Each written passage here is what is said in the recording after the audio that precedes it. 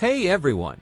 Today, we're talking about the Kingdom of Asturias, a cool part of history that started after the fall of the Visigoths in Spain.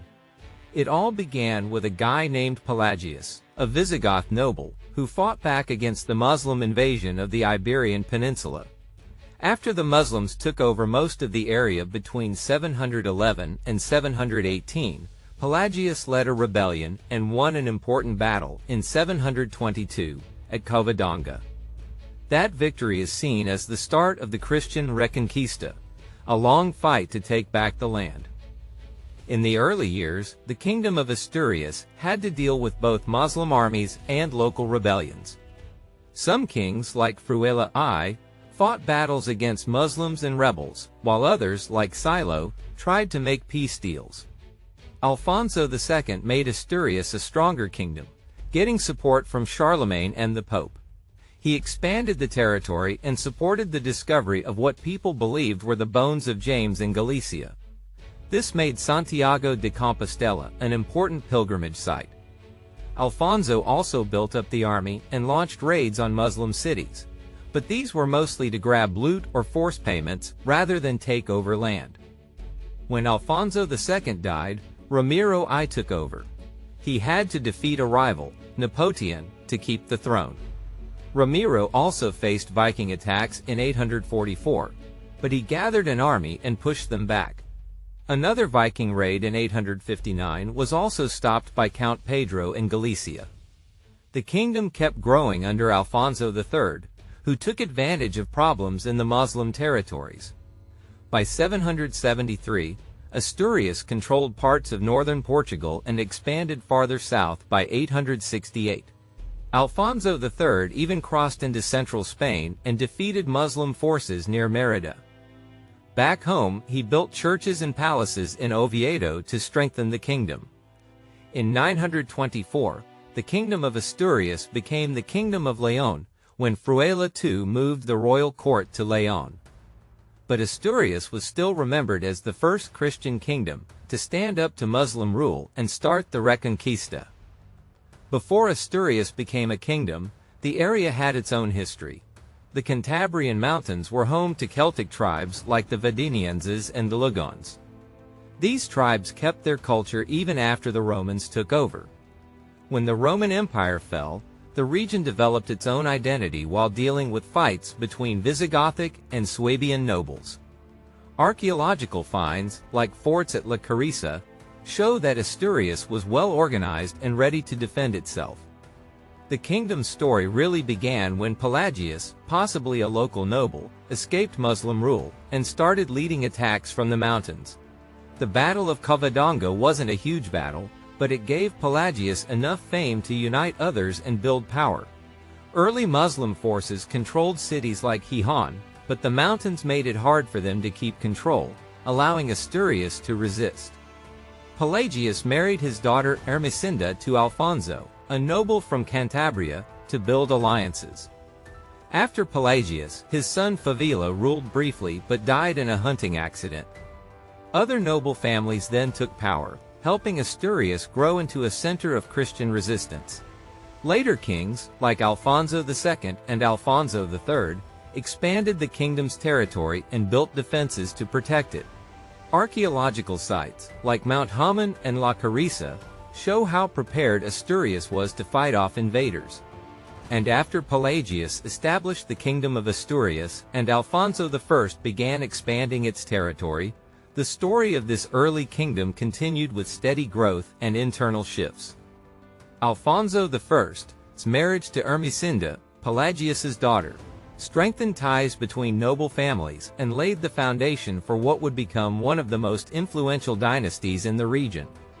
Alfonso I took advantage of the instability in Muslim-controlled areas, launching raids into the Douro Valley and relocating northern Christian populations to more defensible areas.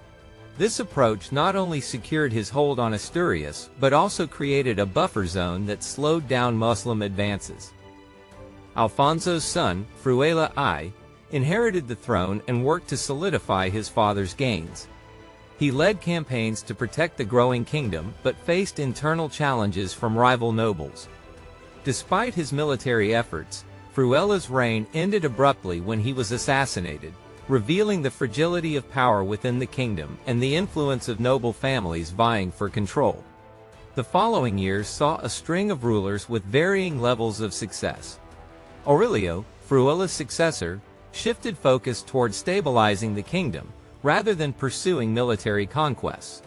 He faced internal revolts, including uprisings by freedmen pushing for greater rights and independence. This period marked the beginning of broader social changes, as old systems of slavery and extended family networks started giving way to smaller independent households. Silo, who followed Aurelio, moved the royal court to Pravia, reflecting a shift in political strategy. He married Adosinda, linking himself to Pelagius's lineage, which reinforced his legitimacy. However, Silo's reign leaned more on diplomacy than warfare, a strategy that temporarily reduced external threats, but also allowed internal tensions to simmer. When Alfonso II eventually reclaimed the throne, he brought renewed focus on expansion and defense. His reign saw the discovery of what were believed to be the relics of James in Galicia. This event transformed Santiago de Compostela into a major religious site, attracting pilgrims and strengthening Asturias's connections with Christian Europe. Alfonso II also repopulated key areas in Galicia, León, and Castile, ensuring the kingdom's influence stretched farther south. At the same time, he built closer ties with the Carolingian Empire, presenting himself as a key figure in Christian resistance against Muslim rule. Alfonso II's successor, Ramiro I, faced his own set of challenges, including rival claims to the throne and external threats. He crushed opposition from nobles like Nepotian, securing his rule through force. Ramiro also dealt with Viking raids along the coast, repelling an invasion at Corunna in 844. His victory demonstrated Asturias's growing ability to defend itself, even against seafaring attackers. Ordono I, who followed Ramiro, continued military campaigns against both Muslim forces and internal rebellions. He defeated Musa ibn Musa, a powerful Muslim leader, at Albelda and expanded Asturias's territory further into the Ebro Valley. Ordono's victories sent a clear message that the kingdom was not only surviving, but also gaining strength. By the time Alfonso III took the throne, Asturias had transformed into a well-established kingdom, with a more organized military and administrative structure. Alfonso III led campaigns deep into Muslim territories, reaching as far as Merida. He fortified towns and built churches, showcasing the kingdom's growing prosperity and Christian identity. Yet, even with these successes, internal struggles persisted. Alfonso III's later years saw tension within his family, eventually leading to his abdication and the division of the kingdom into León, Galicia, and Asturias. Despite these divisions, the legacy of Asturias endured. Its early kings laid the groundwork for the Reconquista, establishing Christian strongholds and cultural ties that shaped the future of the Iberian Peninsula. The Vikings and Muslim forces continued to pose threats, but Asturias's ability to resist and rebuild proved that it was more than just a small kingdom in the mountains. It was a symbol of resilience and determination. And religion and culture in Asturias changed slowly over time, not all at once. Even after Christianity started spreading, traces of older beliefs, like Celtic and megalithic paganism, stuck around. Christianity first appeared in the area during the 5th century, and became more common by the 6th century. Hermits, like Turavius of Liébana, and monks from the Saint Fructuoso order, settled in the Cantabrian mountains, teaching people about Christianity. Still, ancient beliefs didn't completely disappear. Instead, they mixed with Christian practices. For example, in the 6th century, Bishop San Martín de Braga complained that people were still worshipping spirits in rivers, forests, and fountains. These older customs were hard to erase. A good example of this mix is the Santa Cruz Dolmen in the Sella Valley. Built between 4000 and 2000 BC, it was originally a burial site for tribal leaders. Later, during the Roman and Visigothic periods, it kept its importance. In the 8th century, King Pelayo was buried there.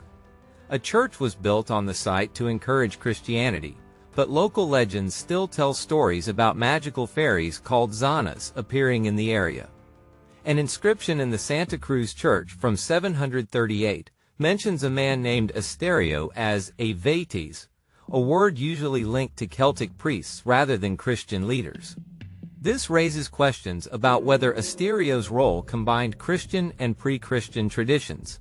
The blending of these beliefs may have been influenced by Brythonic refugees, who brought Celtic Christian ideas with them.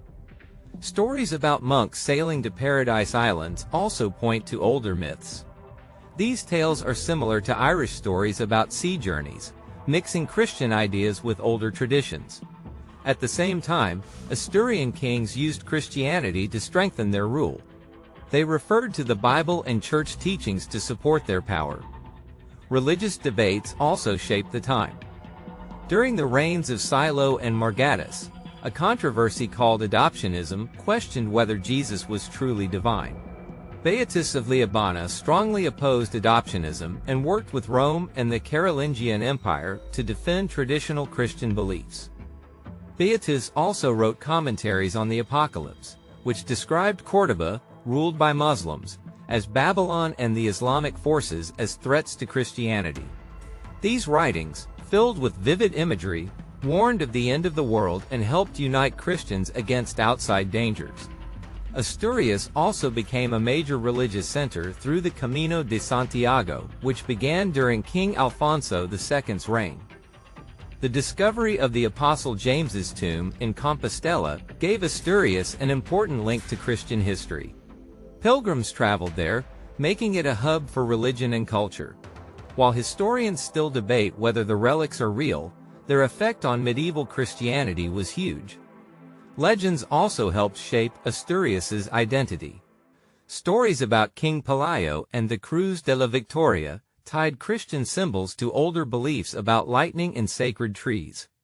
Tales of miracles and divine punishment made the area feel spiritually special. Asturias's influence also appeared in its architecture. Its pre-Romanesque style became famous in medieval Europe. These buildings showed how people balanced old traditions with new beliefs, blending myths and faiths as they adjusted to Christianity. The history of religion and culture in Asturias shows how faith and identity were closely linked. Instead of changing quickly, Christianity spread slowly, mixing old customs with new ideas.